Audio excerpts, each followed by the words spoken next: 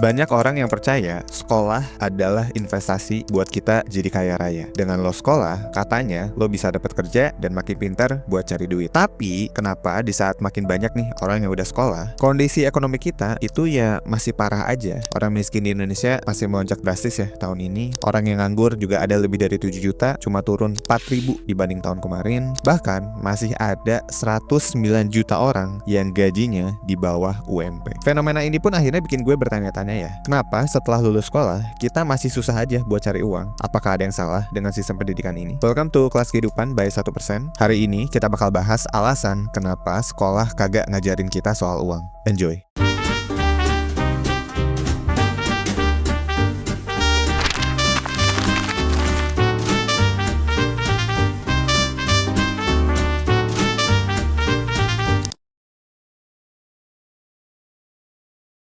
Pada dasarnya, sekolah gak didesain buat ngajarin kita nyari duit sendiri atau nge-manage duit. Dari dulu, sekolah itu emang didesain buat nyetak tentara dan juga buruh. Kalau kita tarik ke belakang, ke sejarah zaman Yunani kuno, akar sistem pendidikan modern kita itu berasal dari kota Sparta. This is Sparta!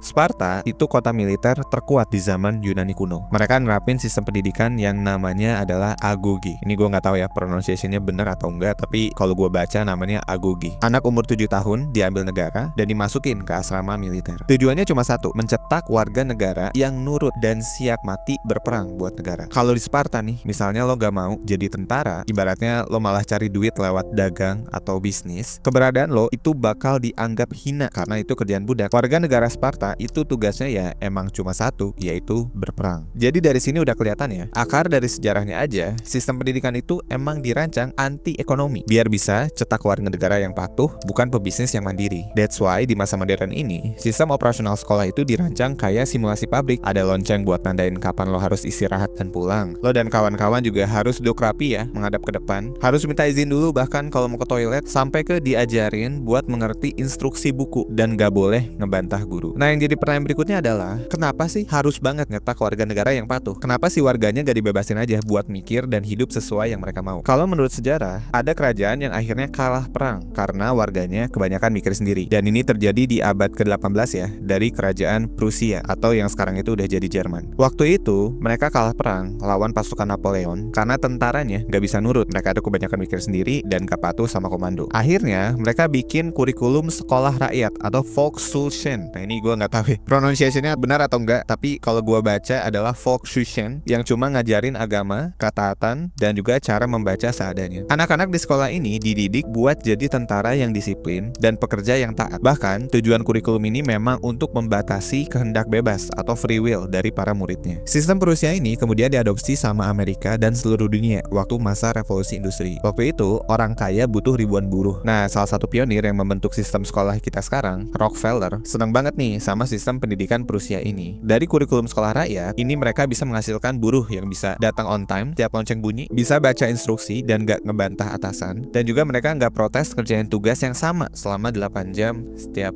hari. Bahkan ada dokumen dari Dewan Pendidikan Rockefeller yang intinya itu bilang, kita gak mau bikin anak-anak ini jadi filsuf atau pengusaha. Kita mau mereka melakukan pekerjaan orang tua mereka dengan lebih sempurna. Jadi kalau lo nanya kenapa sekolah gak ngajarin lo soal uang, karena ya dari awal sistemnya emang gak didesain buat itu. Kalau sekolah ngajarin muridnya jadi investor nih misalnya ya, yang mandiri secara finansial, siapa yang bakal kerja jadi kasir atau ngerakit HP di pabrik besok pagi? Suka gak suka, sistem ekonomi kita itu memang bentuknya piramida. Butuh banyak pekerja di bawah dan sedikit bos di atas. Nah, tugas sekolah itu adalah jadi pilar yang menjaga piramida itu agar tetap berdiri, tegak, dan seimbang.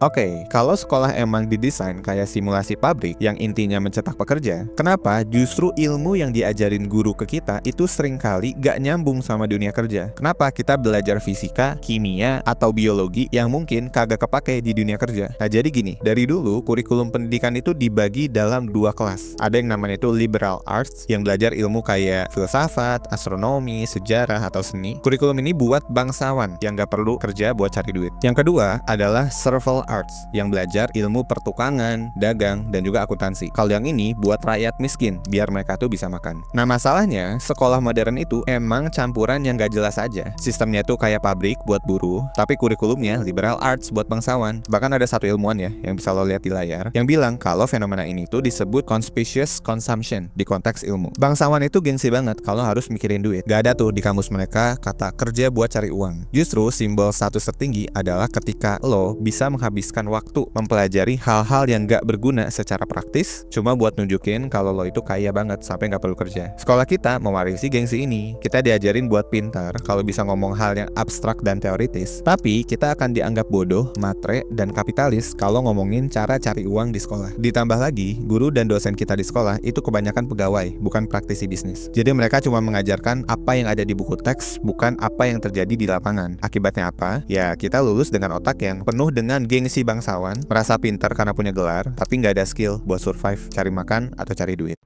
Oke guys, sebelum lanjut gue mau ngasih tahu info buat lo yang lagi ngerasa bingung, ngerasa stuck sama hidup akhir-akhir ini. Entah itu soal karir, pendidikan, hubungan, keluarga, pernikahan, atau hal-hal personal lainnya. Sekarang 1% tuh nyediain psikotes premium. Di dalam psikotes premium ada berbagai pilihan tes yang dirancang buat ngebantu lo lebih paham siapa sih diri lo sebenarnya, supaya lo bisa ngambil keputusan hidup lo dengan lebih baik. Psikotes ini tuh ngegabungin berbagai jenis tes psikologi profesional. Jadi setiap lo beli, lo bakal dapet beberapa psikotes, disatuin reportnya jadi puluhan halaman untuk hasil yang akurat dan personal. Lo bisa baca puluhan halaman ini, dan yang paling keren, kalau lo nggak ngerti atau lo ada pertanyaan, lo bisa dapet insight lanjutan lewat konsultasi bareng expert dari 1%, langsung berdasarkan hasil tes lo. Langsung aja kunjungi 1.bio/psikotespremium buat info lebih lanjut.